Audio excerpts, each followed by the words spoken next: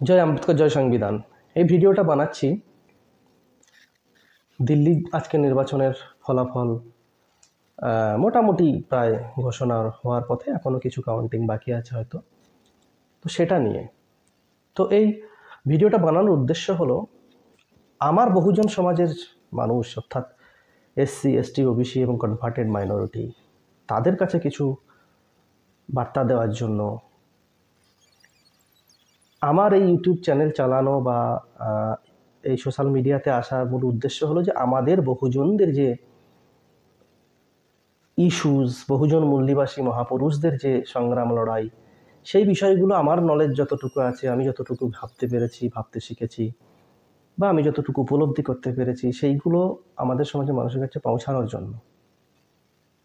তো আমি সেকুলারও নই, আমি মার্ক্সবাদী নই, আমি গান্ধীবাদী নই, আমি হিন্দুবাদী নই, আমি আম্বেদকরবাদী।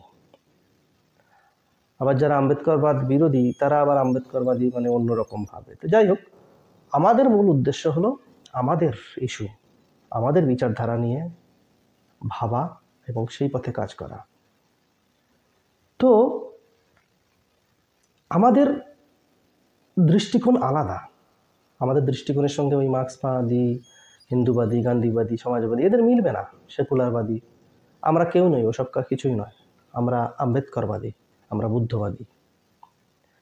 তো আমাদের দেশে যা কিছু ঘটে, প্রত্যেক ঘটনার প্রত্যেকটা মানুষ, প্রত্যেক বিচারধারার মানুষ কিন্তু আলাদা আলাদা দৃষ্টিকোণ দিয়ে ভাবতে পারে, ব্যাখ্যা করতে পারে।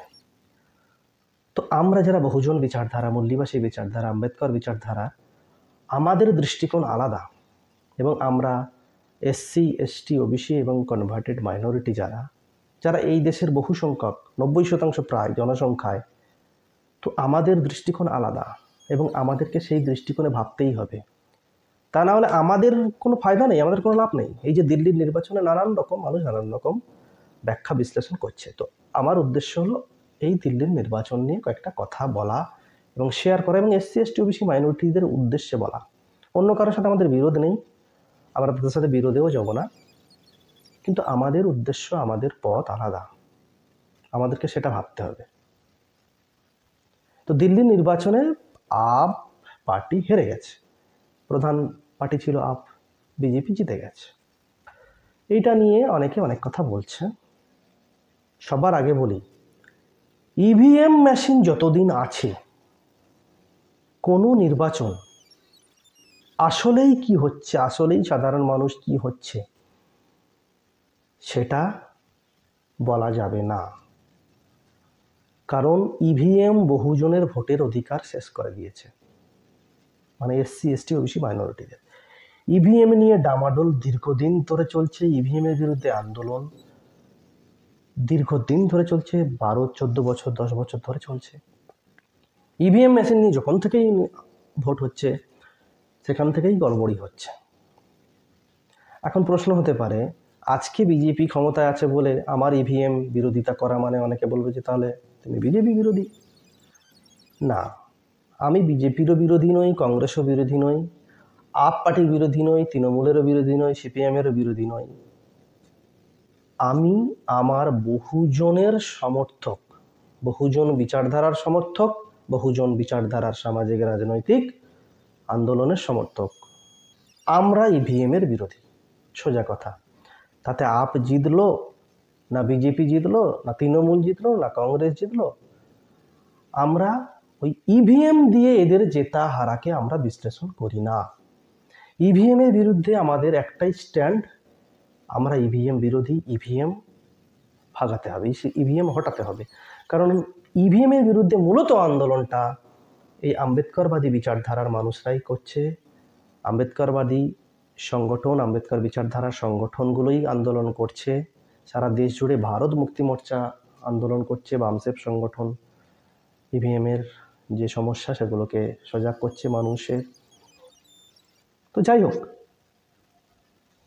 বিজেপি জিতলো বলে ইভিএম ভালো হয়ে যাবে বা খারাপ হয়ে যাবে, বা আপ জিতলো বলে জিতলে ইভিএম ভালো হয়ে যেত বা খারাপ হয়ে যেত, আমাদের এই নিয়ে কোনো মতামত নেই। কারণ একটা জিনিস বলে রাখি, যখন কংগ্রেস ক্ষমতায় ছিল সেন্ট্রালে, তখন কিন্তু এই বিজেপি ইভিএমের বিরুদ্ধে আন্দোলন শুরু করেছিল। শুধু তাই নয়, সুব্রমণিয়াম স্বামী বিজেপির যে এমপি ইভিএমের বিরুদ্ধে বই লিখেছিলেন এবং এল.কে. আদবানি তার মুখবন্ধ লিখেছিলেন ইভিএমের বিরুদ্ধে। এবং শুধু তাই নয়, সুব্রমণিয়াম স্বামী সুপ্রিম কোর্টে কেস নিয়ে গিয়েছিলেন এবং সুব্রমণিয়াম স্বামীর কেসের ফয়সালা দিতে গিয়ে supreme court VVPAT machine introduce করার কথা বলেছিলেন। কতজন জানে এ খবর? এই বিজেপি আরএসএস আজকে যারা ইভিএমের সাফাই গাইছে বা ইভিএমের সমর্থন করছে, এরাই তো ইভিএমের বিরোধিতা করেছিল কংগ্রেস যখন ছিল। তো তারপর অনেক গল্প আছে, আমি সব কথায় যাচ্ছি না। কিন্তু আজ ইভিএম চলে যাওয়ার পর আজ বিজেপি জিতছে, বিজেপি সমর্থক, কংগ্রেস আজ বিরোধিতা করছে। তো ইভিএম মেশিন এনেছিল তো কংগ্রেস, এবং যখন ইভিএম মেশিন কংগ্রেস এনেছিল তখন সবাই সমর্থন করেছিল, কমিউনিস্ট, বিজেপি, কংগ্রেস, সবাই। ফলে ইভিএমের ইতিহাস দেখলে বোঝা যাবে, বিশেষ করে এই উচ্চবর্ণ নিয়ন্ত্রিত রাজনৈতিক দলগুলো, এদেরই তো ফায়দা হয়েছে বা হচ্ছে। ফলে আমরা যারা বহুজন বিচারধারার এসসি, এসটি, ওবিসি মাইনরিটিরা, আমাদের উচিত ইভিএমের বিরুদ্ধে সবসময় একটাই স্ট্যান্ড নিয়ে রাখা, কারণ যে ইভিএম আমরা চাই না। এবং আমরা বুঝতে পারছি ইভিএমের কত রকম গড়বড়ি হচ্ছে, নানান রকম সোশ্যাল মিডিয়া তো আজ ইভিএমের বিষয়গুলো সামনে আসছে। ন্যাশনাল মিডিয়ার কথা বাদ দিলাম, ওগুলোর কোনো ভ্যালু নেই, মূল্য নেই আজ আর, ন্যাশনাল মিডিয়া আমরা যাদের বলি। তো ইভিএম যতদিন আছে আমরা কোনো ফলাফলকে পারফেক্ট জনগণের রায় বলে আমরা বিশ্বাস করি না, মানিও না। এবার আসি ইভিএম সরিয়ে দিয়ে দিল্লির কথা একটু বিশ্লেষণ করি। আমি যে কথাটা বললাম ইভিএমের বিরুদ্ধে, এটা কিন্তু সব ভারতীয় প্রত্যেকটা রাজ্যের ক্ষেত্রে আমাদের স্ট্যান্ড। এসসি, এসটি, ওবিসিদের কাছে হাত জোড় করে অনুরোধ করব, ইভিএমের বিরোধিতা করুন। ইভিএম মেশিন বিশ্বের কোনো দেশে হয় না, চলে না। আমেরিকার মতো দেশে ইভিএম চলছে না। যে দেশ ইভিএম তৈরি করেছে সে দেশও ইভিএম চালায় না, জাপান। আমেরিকা, ডোনাল্ড ট্রাম্প রাষ্ট্রপতি হলো, ইভিএম ইউজ করেনি। টেকনোলজিতে আমেরিকা কিন্তু বিশ্বের 1 নম্বর। ভারতবর্ষে কি এমন মজবুরি, কি এমন বাধ্যবাধকতা ইভিএম মেশিন চালাতেই হবে? ভারতবর্ষের 90% মানুষ মূর্খ, টেকনোলজি বোঝে না, জানে না। মোবাইল আছে সবার হাতে, 70 না 80 কোটি মানুষের কাছে মোবাইল চলে গেছে, কিন্তু ইভিএম মেশিনে কিভাবে কাজ হচ্ছে কজন জানে? আমি ভোট দিলাম, আমার ভোটটা গেল কোথায়? কোনো প্রমাণ আছে? আমি শুধু বোতাম টেপা অবধি আমার কাজ, আমার ভোটটা গেল কোথায়? কী প্রমাণ আছে? আপনি যখন ধরুন কাউকে টাকা পাঠাচ্ছেন অনলাইনে, আপনি দেখবেন প্রত্যেকটা ট্রানজ্যাকশানের একটা নির্দিষ্ট আইডি থাকে। তো ইলেকট্রনিক ডেটা ট্রান্সফার করা যায়, এধার ওধার হয়। তো তার ওই জন্য প্রমাণের জন্য ইলেকট্রনিক ডেটায় সবসময় একটা আইডি নাম্বার দেওয়া হয়। যেমন পরীক্ষার ফর্ম ফিল আপ করলেন, চাকরির ফর্ম ফিল আপ করলেন, ব্যাংকের টাকা পাঠালেন, বা আপনি যা কিছু করছেন, ইলেকট্রনিক ডেটার সঙ্গে সঙ্গে একটা প্রিন্ট প্রুফ থাকে এবং তার একটা আইডি নাম্বার থাকে। আপনি যা কিছু করছেন, মোবাইলের আপনার প্রত্যেকটা কলের একটা আইডি নাম্বার আছে। কিন্তু ইভিএমের আপনি যে বোতাম টিপে ভোট দিলেন তার কোনো প্রুফ নেই। যে ভিভিপ্যাট মেশিনটা ইউজ করা হচ্ছে সেই ভিভিপ্যাট মেশিনে আপনার ছবি দেখাচ্ছে, ভিতরে পড়ে যাচ্ছে স্লিপটা, সেই স্লিপ তো আপনার হাতেও দেওয়া হয় না, গোনাও হয় না। তাহলে ইভিএম মেশিনে কী করে সুরক্ষা, কোথায় সুরক্ষা আছে, আমি কী করে প্রমাণ পাবো? তো যাই হোক, এখন ইভিএমের বিষয়ে আর কিছু বলবো না। ইভিএমকে সরিয়ে রেখে কয়েকটা কথা বলি। দিল্লি, কেজরিওয়াল, অরবিন্দ কেজরিওয়াল যখন কলেজে পড়তেন আইআইটিতে, তখন ইউথ ফর ইকুয়ালিটি নামে মুভমেন্ট আন্দোলন চালাতেন, সংগঠন করতেন, এবং সেই আন্দোলনের মূল উদ্দেশ্য ছিল এসটিএসসিদের সংরক্ষণের বিরোধিতা করা, ওবিসিদের সংরক্ষণের বিরোধিতা করা। এই হচ্ছে কেজরিওয়াল, বেনিয়া কমিউনিটির কেজরিওয়াল মুখ্যমন্ত্রী হওয়ার পর কেজরিওয়ালের ক্যাবিনেটে বা কেজরিওয়ালের পার্টিতে এসসি যারা নেতা ছিলেন, যারা আম্বেদকরবাদী, তাদেরকে এক এক করে সরিয়ে দেওয়া হয়েছে। সন্দীপ বাল্মীকি নামে ছিলেন একজন পিওর আম্বেদকরবাদী, তাকে সরিয়ে দেওয়া হয়েছে চক্রান্ত করে। তারপর রাজেন্দ্র পাল গৌতম, আম্বেদকরবাদী, বুদ্ধিস্ট, তাকে সরিয়ে দেওয়া হয়েছে।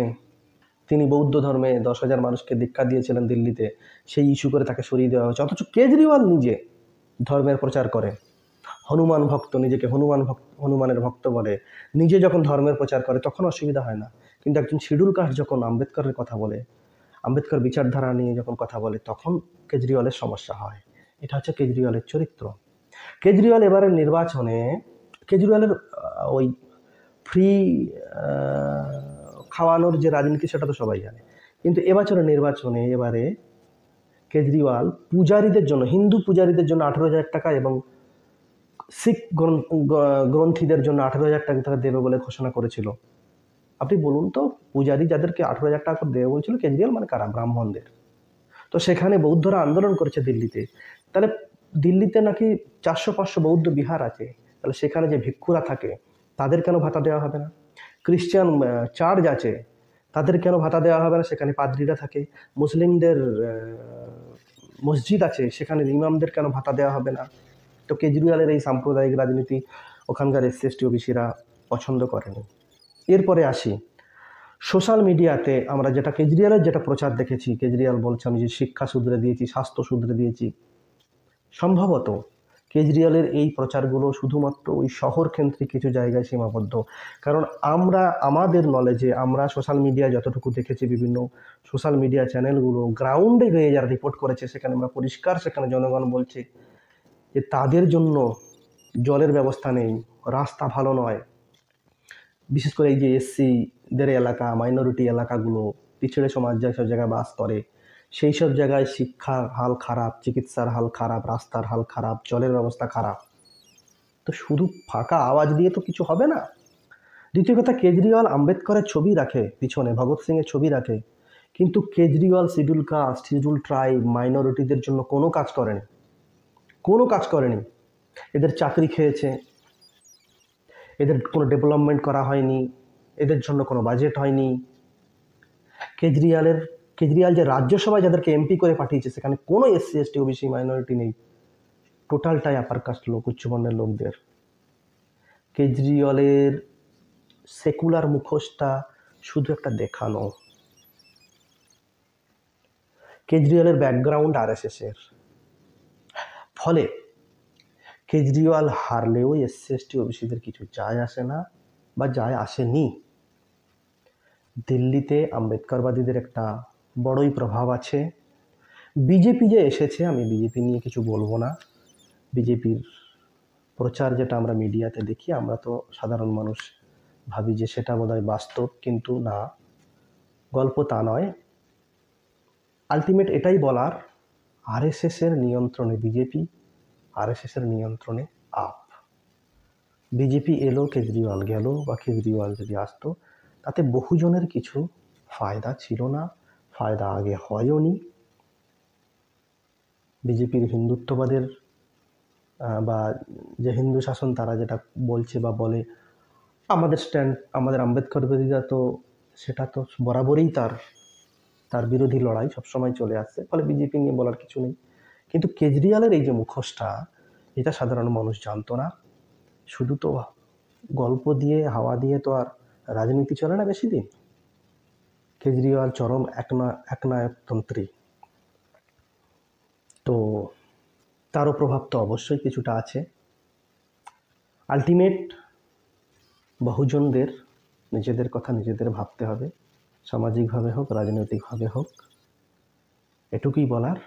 জয় ভীম, জয় মূল দিবস।